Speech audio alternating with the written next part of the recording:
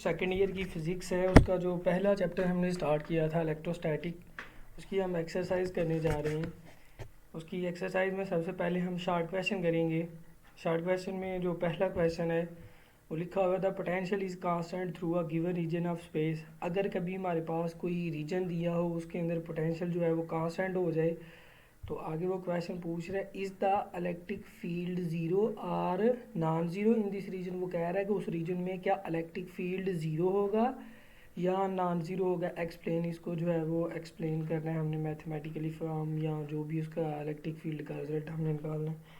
मतलब कोई भी हमारे पास रीजन है, उस रीजन के अंदर इलेक्ट्रिक जो पोटेंशियल है वो कांस्टेंट हो जाए, तो तब वो पूछ रहा है कि क्या वहाँ पे इलेक्ट्रिक फील्ड जो है उसकी वैल्यू ज़ीरो होगी, नॉन ज़ीरो होगी, उसकी वैल्यू क्या होगी। लेट अस कंसीडर, ये हमारे पास एक रीजन है, दो पॉइंट ले लेते हैं, एक यहाँ पे पॉइंट ले लेते हैं, एक यहाँ पे पॉइंट ले लेते हैं। इस दोनों पॉइंट जो हमारे पास 1 है और जो पॉइंट यहाँ पे 2 दिया हुआ है, यहाँ से लेकर यहाँ तक ये जो जितना रीजन इस इन दोनों पॉइंट्स के दरमियान आ रहा है, अगर यहाँ पे पोटेंशियल कांस्टेंट हो जाए, अगर पोटेंशियल कांस्टेंट हो जाएगा तो डेल्टा जो वी हमारे पास आएगा, जिसको हम चेंज ऑफ पोटेंशियल कहते हैं, ये किसके इक्वल आ जाएगा, ये ज़ीरो की इक्वल आ जाएगा। तो जब हमारे पास कहीं पे जो दो पॉइंट के दरमियान जो पोटेंशियल हो वो कांस्टेंट हो, तो उनका चेंज ऑफ पोटेंशियल कितना आता है, ज़ीरो। जब कभी कभी चेंज ऑफ पोटेंशियल ज़ीरो हो तो देन वहाँ पे इलेक्ट्रिक फील्ड जो है वो क्या हो जाता है, ज़ीरो हो जाता है। इसको अब हमने प्रूव करना है। मतलब क्वेश्चन में एक दफ़ा फिर से सुन ले, ये हमारे पास कोई रीजन है, इसके अंदर दो पॉइंट्स है, एक ये है एक ये है।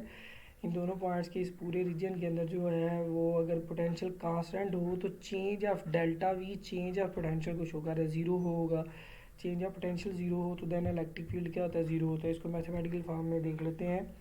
As the relation between the electric potential and electric field, ये हमारे पास जो उसका पोटेंशियल ग्रेडियंट है वहाँ से हमने फार्मूला लिया हुआ है, is equal to minus delta V over delta are.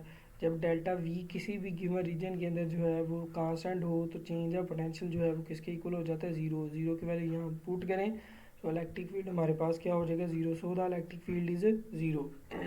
ये हमारा पहला क्वेश्चन था। दूसरे क्वेश्चन की तरफ आएँ तो पूछा हुआ है कि suppose that you follow an electric field line due to positive point charge, do electric field and the potential increase और डिक्रीज।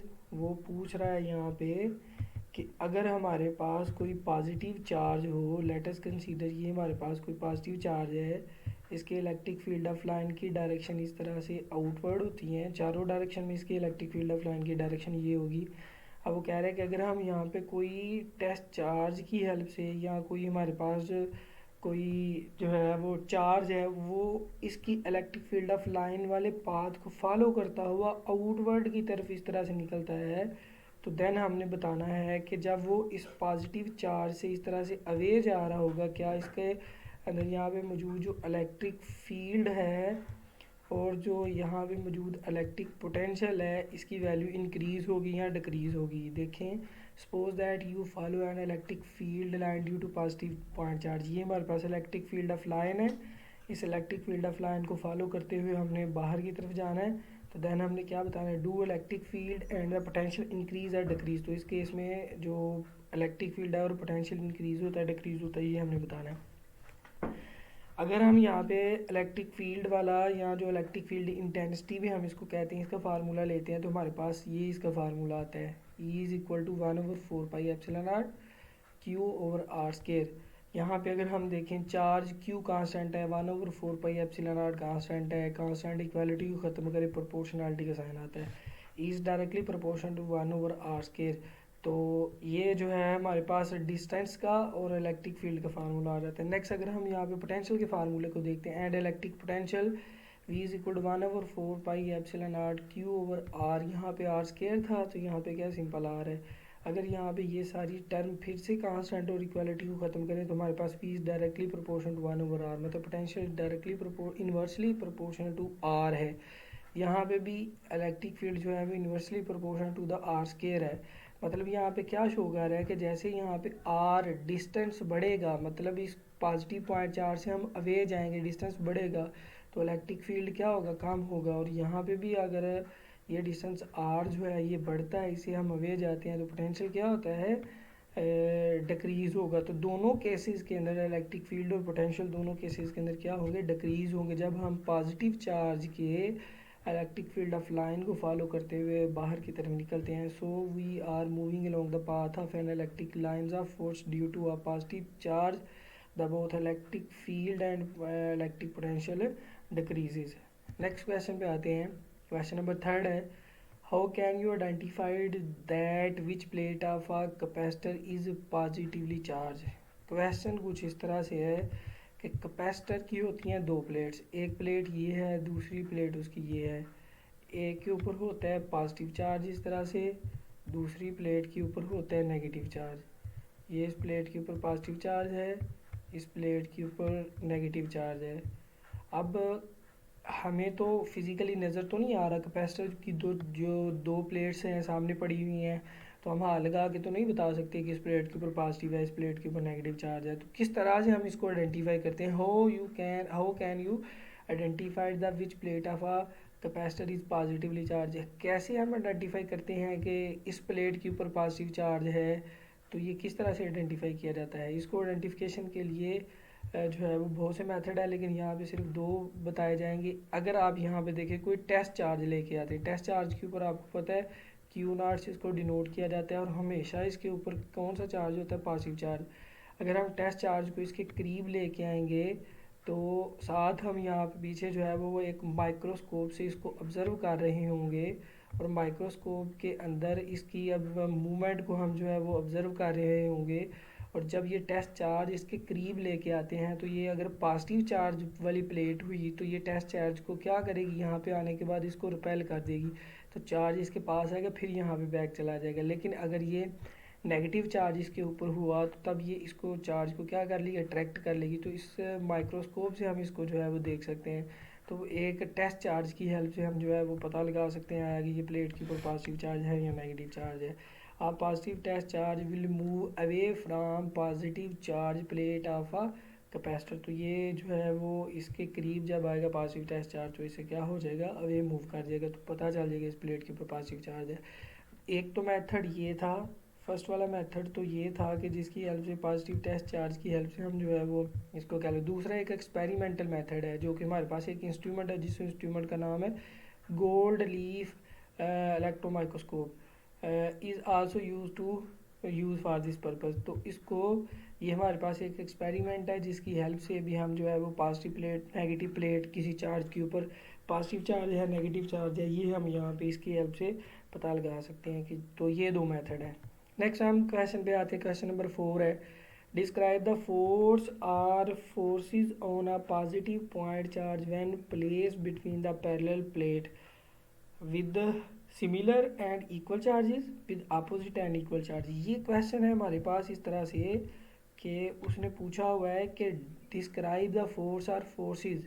आप यहाँ पे एक्सप्लेन करें कि फोर्स लगती है या बहुत सारी फोर्सेस लगती हैं किसके ऊपर, ऑन पॉजिटिव पॉइंट चार्ज, एक पॉजिटिव पॉइंट चार्ज के ऊपर। कब, when place between the parallel plate, जब उनको पैरेलल प्लेट के दरमियान जो है वो प्लेस किया जाता है। और उन पैरेलल प्लेट्स की प्रॉपर्टीज़ क्या है कि ए पार्ट में क्या है कि with similar and equal charges, दोनों प्लेट का सिमिलर चार्ज, मतलब पॉजिटिव पॉजिटिव दोनों पे चार्ज हो, नेगेटिव हो तो दूसरी पे भी नेगेटिव हो। तो यहाँ क्या हो, with opposite and equal charge, ये एक के ऊपर पॉजिटिव हो एक के ऊपर नेगेटिव हो। हम फर्स्ट वाला पार्ट को पहले सॉल्व कर लेते हैं। ये हमारे पास कैपेसिटर की दो प्लेट्स हैं, एक के ऊपर पॉजिटिव चार्ज है, दूसरी प्लेट के ऊपर नेगेटिव चार्ज है। जितना एक प्लेट के ऊपर चार्ज है उतना ही दूसरी प्लेट के ऊपर चार्ज है, with similar and equal charges. अगर हम यहाँ पे देखें, उसने कहा हुआ है कि आपने किसकी हेल्प से यहाँ पे दोनों प्लेट के दरमियान कौन सा चार्ज रखना है, हमेशा पॉजिटिव पॉइंट चार्ज रखना है। तो ये हमारे पास एक पॉजिटिव पॉइंट चार्ज है, इसके ऊपर चार्ज कौन सा पॉजिटिव है। अगर यहाँ पे देखें पहले पार्ट में पूछा है, ए पार्ट में with similar and equal charges, मतलब इन दोनों प्लेट के ऊपर सिमिलर है, एक जैसा चार्ज है, तो हम यहाँ पे लेट कर लेते हैं दोनों के ऊपर पॉजिटिव चार्ज है।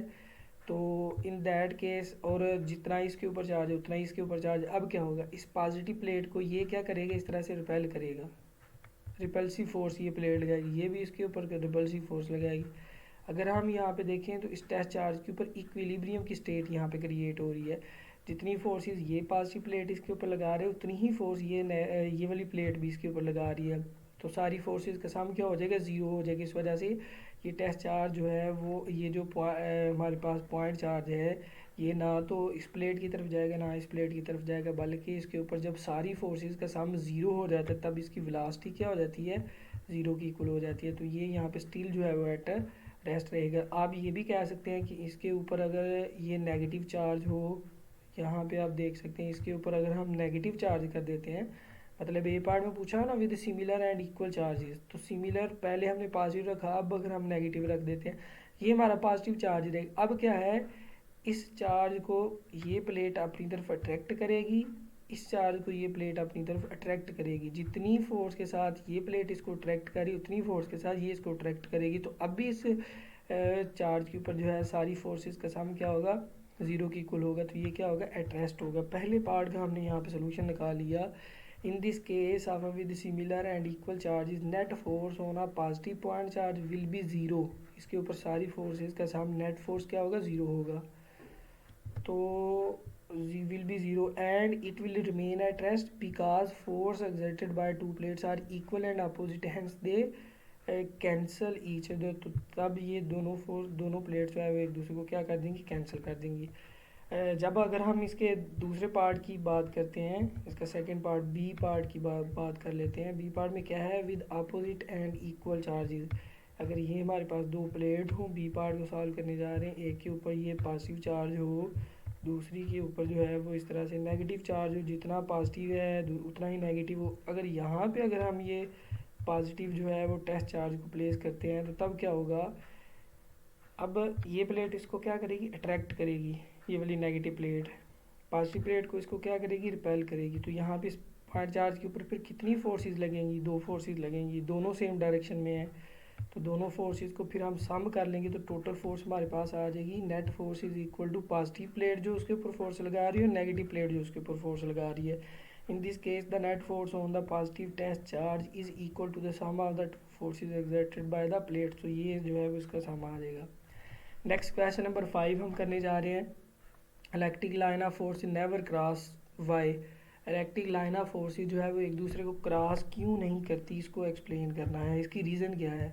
अब देखें भी हमारे पास इलेक्ट्रिक फील्ड जो है वो चार्जेस की वजह से होता है। अगर हम यहाँ पे बात कर लें कि ये रीजन है, यहाँ पे इसके ऊपर इलेक्ट्रोस्टैटिक चार्जेस हैं, मतलब ये एक प्लेट के ऊपर इस तरह से पॉजिटिव चार्ज है, दूसरी प्लेट के ऊपर इस तरह से नेगेटिव चार्ज है, दोनों प्लेट के ऊपर इस तरह से चार्ज है। इलेक्ट्रिक फील्ड ऑफ लाइन क्या होगी, यहाँ से स्टार्ट होंगी ऐसे, इलेक्ट्रिक फील्ड ऑफ लाइन इनके दरमियान इस तरह से होंगी। अगर हम किसी पॉजिटिव चार्ज की और नेगेटिव चार्ज की बात करते हैं, ये पॉजिटिव चार्ज है, ये हमारे पास नेगेटिव चार्ज है, इलेक्ट्रिक फील्ड इस तरह से होगा, इस तरह से इलेक्ट्रिक फील्ड जो है वो आएगा, पॉजिटिव से स्टार्ट होगा, कहाँ पे जाके एंड होगा इसका, नेगेटिव पे। इस तरह से ये इलेक्ट्रिक फील्ड जो है वो इसके दरमियान ऐसे जो है वो क्रिएट हो जाएंगी। ये आप देख सकते हैं इस रीजन में। तो यहाँ पे बात करने का मकसद है कि अगर हमारे पास पॉजिटिव और नेगेटिव दो पैरेलल प्लेट्स हैं तो इस केस में हमारे पास जो यहाँ पे आएगा इलेक्ट्रिक फील्ड वो एक यूनिफॉर्म होगा, और यूनिफॉर्म जो है वो फील्ड को हम parallel electric field of line से इस तरह से जो है वो शो कर सकते हैं। लेकिन अगर हमारे पास एक पॉजिटिव हो एक नेगेटिव हो तो उसके इनसाइड जो फील्ड आएगा वो नॉन यूनिफॉर्म होगा। चाहे इलेक्ट्रिक फील्ड यूनिफॉर्म हो नॉन यूनिफॉर्म हो, वो देखिए एक दूसरे को लाइनें क्रॉस नहीं कर रही। लाइनें क्रॉस करने का मतलब है इस तरह से दो लाइनें एक दूसरे को यहाँ पे कट कर रही, क्रॉस कर रही हैं। लेकिन इलेक्ट्रिक फील्ड ऑफ लाइन एक दूसरे को क्रॉस क्यों नहीं करती, क्योंकि किसी भी पॉइंट के ऊपर अगर हम इस इलेक्ट्रिक फील्ड की डायरेक्शन देखते हैं तो किसी भी पॉइंट के ऊपर इसकी डायरेक्शन जो है वो सेम रहती है, इस वजह से क्रॉस नहीं करती। लेट अस कंसीडर अगर इस पॉइंट की बात करें तो इलेक्ट्रिक फील्ड की डायरेक्शन ये भी है, इलेक्ट्रिक फील्ड की डायरेक्शन ये भी है। इस पॉइंट पे इलेक्ट्रिक फील्ड की डायरेक्शन जो है वो यहाँ पे दो इसकी डायरेक्शन हो सकती है, मतलब इस साइड पे भी डायरेक्शन हो सकती है, इस साइड पे भी हो सकती है। जब ऐसा हो तो तब ये इलेक्ट्रिक फील्ड ऑफ लाइन एक दूसरे को क्रॉस करेंगी। लेकिन इसकी प्रॉपर्टी क्या है कि इलेक्ट्रिक फील्ड ऑफ लाइन की किसी भी पॉइंट पे अगर बात करें तो उसकी डायरेक्शन क्या होगी, सेम होगी, एक जैसी होगी। तो इस वजह से इलेक्ट्रिक फील्ड ऑफ लाइन एक दूसरे को क्रॉस नहीं करती, चाहे वो यूनिफॉर्म इलेक्ट्रिक फील्ड हो चाहे वो नॉन यूनिफॉर्म इलेक्ट्रिक फील्ड हो। इस रीजन में इलेक्ट्रिक फील्ड ऑफ लाइन या इलेक्ट्रिक फोर्स ऑफ लाइन जो है, लाइन ऑफ फोर्सेस कभी भी एक दूसरे को क्रॉस नहीं करती। No electric lines of force never cross because E has only one direction of a given point. If lines interact, it make there are more than one direction of E, which is physical not possible. मतलब अगर electric field of line एक दूसरे को cross करती हैं तो इसका मतलब है कि उसकी मोर देन वन डायरेक्शन है, लेकिन ये फिजिकली पॉसिबल नहीं है। इलेक्ट्रिक फील्ड ऑफ लाइन की सिर्फ एक ही डायरेक्शन होती है किसी भी पॉइंट पे, इस वजह से वो एक दूसरे को क्रॉस नहीं करती। अगर हम क्वेश्चन नंबर 6 की बात करते हैं तो क्वेश्चन नंबर 6 में if a point charge Q of mass M is replace in a non uniform electric field with field lines pointing in the same direction will it make a rectilinear motion. इसका answer है no, it will move along a curve path if the field is non uniform in the direction. Question को मैं आपको explain कर देता हूँ। अगर हमारे पास ये कोई पॉजिटिव चार्ज है, ये हमारे पास कोई नेगेटिव चार्ज है, इसके इनसाइड जो फील्ड होगा इस तरह से फील्ड होगा, इसके इनसाइड इस तरह से ये फील्ड होगा, यहाँ पे जो प्रोड्यूस होगा फील्ड वो फील्ड ऐसा होगा, मतलब नॉन यूनिफॉर्म जो है वो फील्ड होगा, नॉन यूनिफॉर्म इलेक्ट्रिक फील्ड होगा। यहाँ पे इस तरह से इसकी जो डायरेक्शन होगी वो इस तरह से होगी। पॉजिटिव चार्ज और नेगेटिव चार्ज के जो इनसाइड रीजन होता है, इस रीजन में इस तरह का इलेक्ट्रिक फील्ड होगा।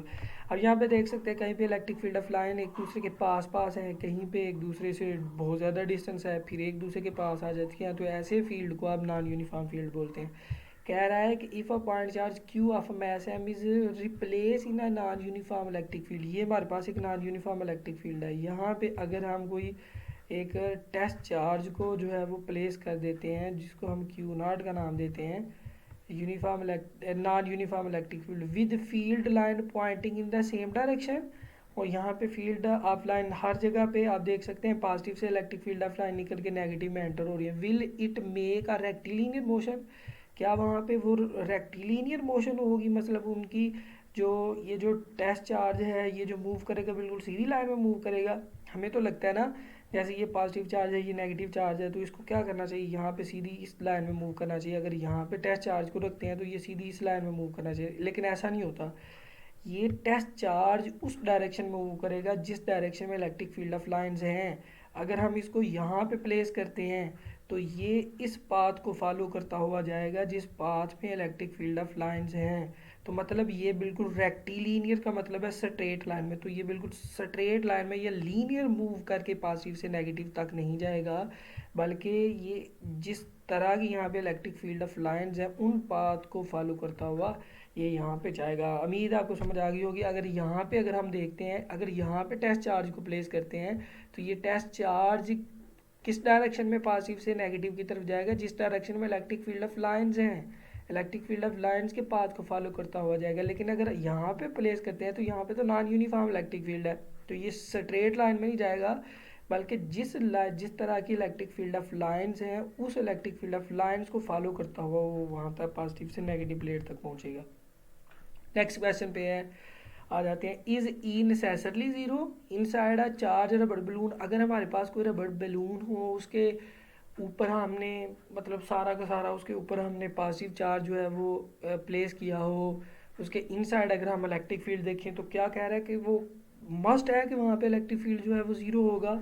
इफ़ बिलोन इज फिर स्फेरिकल, अगर बिलोन जो है वो spherical, assume that the charge is distributed uniformly over the surface. बात बताने का मकसद है, क्वेश्चन वो इस तरह से कर रहा है कि ये हमारे पास एक स्फेरिकल सरफेस है, इसकी सरफेस के ऊपर सारा का सारा पॉजिटिव चार्ज प्लेस किया हुआ है। ये हमने गाजीज लॉ के अंदर इसकी एप्लीकेशन जो है वो पढ़ चुके हैं। ये एक हमारे पास स्फेरिकल सरफेस है, रबड़ बलून है, इसके ऊपर पॉजिटिव चार्ज हमने प्लेस किया। क्या कह रहा है, क्या इसके इन साइड इसके सेंटर की अगर बात कर लें तो इसका इलेक्ट्रिक फील्ड जो है वो क्यों मस्ट है कि वो ज़ीरो की इक्वल होगा। क्यों मतलब ज़ीरो होगा, अगर ज़ीरो होता है तो क्यों होता है, क्या इसकी रीज़न है। तो ये है इज ई नेसेसरली ज़ीरो, कह रहा है कि क्या ये ज़रूरी है कि उसके इनसाइड इलेक्ट्रिक फील्ड ज़ीरो हो। ऑफ अ चार्ज रबड़ balloon if a balloon is spherical, अगर ये इस तरह का स्फेरिकल हो, assume that the charge is distributed uniformly over the surface, अगर सारा का सारा पॉजिटिव चार्ज उसकी सरफेस के ऊपर जो है यूनिफॉर्मली डिस्ट्रीब्यूटेड किया हो तो क्या वहाँ पे इलेक्ट्रिक फील्ड ज़ीरो होगा? तो ये हमने इसका आंसर देना है। अच्छा देखें भी, यस ई नेसेसरली ज़ीरो, वो कह रहा है कि हाँ जी ये मस्ट बात है कि इलेक्ट्रिक फील्ड वहाँ पे ज़ीरो होगा। Inside a charge rubber balloon if the balloon is spherical according to the Gauss law, अगर ये स्फेरिकल सरफेस होगा according to Gauss law.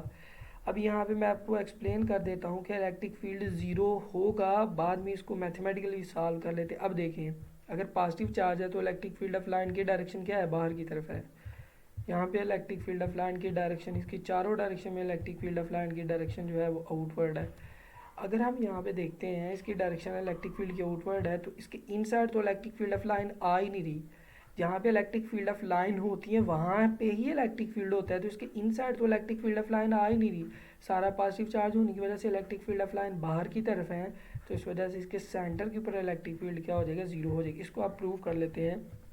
According to Gauss law phi is equal to Q over epsilon R इसका formula है। जब इसके inside charge ही कोई नहीं है, हमने इनसाइड इलेक्ट्रिक फील्ड फाइंड करना है, इनसाइड चार्ज ही कोई नहीं है, तो चार्ज फिर क्या है? According to Q enclose by surface, ये सारा का सारा चार्ज तो इसकी सरफेस के आउटसाइड है, मतलब ऊपर है, इनसाइड तो है ही नहीं, इस वजह से Q zero.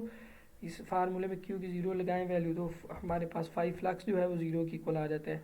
According to formula of flux, flux equal होता है E dot A electric field और एरिया की जो डॉट प्रोडक्ट है इसको फ्लक्स कहते हैं, ज़ीरो की इक्वल है।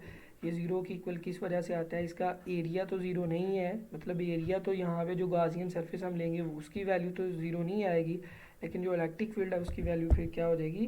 ज़ीरो हो जाएगी। तो हमें फिर यहाँ पे ये पता चला कि यहाँ पे जो इलेक्ट्रिक फील्ड है वो ज़ीरो की इक्वल है, जबकि जो एरिया है वो ज़ीरो की इक्वल नहीं है। तो मतलब अगर हमारे पास कभी कोई ऐसी सरफेस हो जिसके ऊपर हमने यहाँ पे इस तरह से चार्ज को डिस्ट्रीब्यूट किया हुआ हो, इस तरह से पॉजिटिव चार्ज को, मस्त बात है कि पॉजिटिव चार्ज हो, मैंने यहाँ वहाँ पे बड़ी एक्सप्लेन के साथ आपको डिटेल के साथ एक्सप्लेन किया, तो इसके इनसाइड जो है वो इलेक्ट्रिक फील्ड हमेशा क्या होगा? ज़ीरो होगा। लेकिन अगर आप एक चीज़ यहाँ पे नोट करें, पॉजिटिव चार्ज की जगह पे अगर नेगेटिव चार्ज होता तो इसके इनसाइड इलेक्ट्रिक फील्ड ज़ीरो नहीं था होना। सॉरी, नेक्स्ट क्वेश्चन पे आ जाए। क्वेश्चन नंबर 8 दिया हुआ है, is it true that Gauss law state that the total number of lines of forces crossing any close surface in the outward direction is proportional to the net positive charge enclosed within the surface। वो question इस तरह से कह रहा है, is it true that, वो कह रहा है कि क्या ये ट्रू है, Gauss law state that total number of line of forces crossing any close surface in the outward direction is. Basically question वो पूछना चाह रहा है कि जब हमारे पास कहीं भी कोई सरफेस हो, सरफेस को इलेक्ट्रिक फील्ड ऑफ लाइन उसके अंदर से पास कर रही है तो हमारे पास फ्लक्स आ जाएगा। मतलब ये हमारे पास कोई एक रेक्टेंगुलर शेप में कोई सरफेस है, इसके अंदर से इलेक्ट्रिक फील्ड ऑफ लाइन इस तरह से पास कर रही है। लेट अस कंसीडर इसमें से 10 इलेक्ट्रिक फील्ड ऑफ लाइन पास कर रही है, तो इसका फ्लक्स क्या होगा? फ्लक्स हमारे पास जो है 10 आ जाएगा। क्वेश्चन वो पूछ रहा है कि पहले वो एक मतलब सीन क्रिएट कर रहा है कि हमारे पास इस तरह से कोई रेक्टेंगुलर सरफेस है या कोई क्लोज सरफेस आप कह सकते हैं, मतलब इस तरह से कोई क्लोज सरफेस हो सकती है, उसके इनसाइड यहाँ पे चार्ज हो सकता है, इलेक्ट्रिक फील्ड ऑफ लाइन ऐसे बाहर की तरफ जो है वो निकली होंगी, तो इस क्लोज सरफेस के अंदर से जो जितनी फील्ड ऑफ लाइन पास कर रही है उसका क्या होगा? फ्लक्स होगा। तो ये जो फ्लक्स, पहले फ्लक्स की डेफिनेशन बता रहा है, उसके बाद क्या कह रहा है? बेसिकली क्वेश्चन यहाँ से स्टार्ट हो रहा है, इज़, ये जो फ्लक्स की बात कर रहा है, flux is proportional to the net positive charge enclose within the surface. वो कह रहा है कि क्या वो फ्लक्स जो है वो proportion to the positive charge होगा। इसको अगर हम देख लेते हैं, according to Gauss law phi is equal to 1 over epsilon naught Q है। अगर हम यहाँ पे इस कांस्टेंट की बात करें तो ये जो सारी क्वांटिटी है ये तो हमारे पास कांस्टेंट है, कांस्टेंट हुई तो flux is directly proportion to the क्या हुआ? चार्ज हुआ। तो यहाँ पे फिर हमारे पास फ्लक्स है, ये फार्मूले से पता चलता है कि ये जो फ्लक्स है is proportion to the net positive charge, Q is a net positive charge, तो इसके साथ डायरेक्टली प्रोपोर्शनल है। It show that the total number of lines मतलब फ्लक्स है is proportion to the net positive charge. तो ये flux देख लें, proportion to the positive charge है। नेक्स्ट क्वेश्चन की अगर हम बात करते हैं, बड़ा इंपॉर्टेंट है पेपर के पॉइंट ऑफ व्यू से, बहुत दफ़ा पेपर में आ चुका है। वो पूछ रहा है do electron tend to go to the region of higher potential और ऑफ लो पोटेंशियल। वो पूछ रहा है कि क्या एक जो इलेक्ट्रॉन है उसको अगर हम हायर पोटेंशियल लोअर पोटेंशियल के दरमियान रखते हैं तो वो हायर पोटेंशियल की तरफ जाएगा या लोअर पोटेंशियल की तरफ जाएगा। तो सबसे पहले आपको ये बताना लाजमी है कि हायर पोटेंशियल और लोअर पोटेंशियल क्या होता है। ये हमारे पास एक दो प्लेट्स हैं, एक ऊपर वाली प्लेट है, एक नीचे वाली। ऊपर वाली के ऊपर पॉजिटिव चार्ज है, नीचे वाली के ऊपर नेगेटिव चार्ज है। इस चार्ज के इनसाइड हमने एक नेगेटिव चार्ज प्लेस किया हुआ है। नेगेटिव चार्ज बेसिकली क्या है, ये इलेक्ट्रॉन है। अब ये इलेक्ट्रॉन जो है अभी फ़िलहाल तो एरो ऊपर को लगाया है, इसको अगर आप मतलब ना देखें तो हमारे पास ये एक टेस्ट चार्ज है। अब हमने देखना है कि ये जो नेगेटिव चार्ज है किस डायरेक्शन में मूव करेगा। हायर पोटेंशियल लोअर पोटेंशियल किसको कहते हैं, ये जो हमारे पास जिस प्लेट के ऊपर पॉजिटिव चार्ज होता है इसको हम हायर पोटेंशियल कहते हैं, जिसके ऊपर नेगेटिव चार्ज होता है इसको हम लोअर पोटेंशियल कहते हैं। तो ये जो हमारे पास है, ये जो हमारे पास हायर पोटेंशियल और लोअर पोटेंशियल है, इसके इनसाइड अगर हम कोई पॉजिटिव कोई इलेक्ट्रॉन रखते हैं तो वो पूछ रहा है कि ये इलेक्ट्रॉन हायर पोटेंशियल की तरफ जाएगा या लोअर पोटेंशियल की तरफ जाएगा। तो ये देख लेते हैं, इलेक्ट्रॉन के ऊपर नेगेटिव चार्ज होता है, जबकि इस प्लेट के ऊपर जो है पॉजिटिव चार्ज है। तो नेगेटिव और पॉजिटिव एक दूसरे को अट्रैक्ट करते हैं, तो इस वजह से ये जो मूव करेगा हायर पोटेंशियल की तरफ जो है वो मूव करके चला जाएगा, लोअर पोटेंशियल की तरफ मूव नहीं करेगा। लेकिन अगर यहाँ पे पॉजिटिव चार्ज होता तो पॉजिटिव चार्ज ने फिर किस तरफ मूव करना था, पॉजिटिव चार्ज मीन प्रोटॉन होता, तो प्रोटॉन ने लोअर पोटेंशियल की तरफ मूव करना था। ये एंटी टेस्ट में भी क्वेश्चन आ सकता है कि ये जो हमारे पास इलेक्ट्रॉन है ये किस पोटेंशियल की तरफ जाता है, हायर पोटेंशियल की तरफ, या इसको पॉजिटिव पोटेंशियल भी कह सकते हैं। और ये जो हमारे पास प्रोटॉन है जिसके ऊपर पॉजिटिव चार्ज है, ये लोअर पोटेंशियल या नेगेटिव पोटेंशियल वाली प्लेट की तरफ भी जा सकता है। तो इसका जो आंसर आपने लिखना है, एक तो ये डायग्राम, दूसरा आपने आंसर ये लिखना है, electron have negative charge so they move in electric field from a region of lower potential to a lower potential mean negative plate to a region of higher potential. मतलब ये negative plate से positive plate की तरफ जो है move करके जाएगा। तो ये हमारा लास्ट वाला क्वेश्चन है। उम्मीद है सब बच्चों को समझ आई होगी, लेकिन अगर किसी भी पॉइंट की किसी भी क्वेश्चन की आपको समझ नहीं है तो कमेंट सेक्शन में मुझसे पूछ सकते हैं। आज के लिए इतना ही, मिलते हैं नेक्स्ट वीडियो में, तब तक के लिए अल्लाह हाफिज़।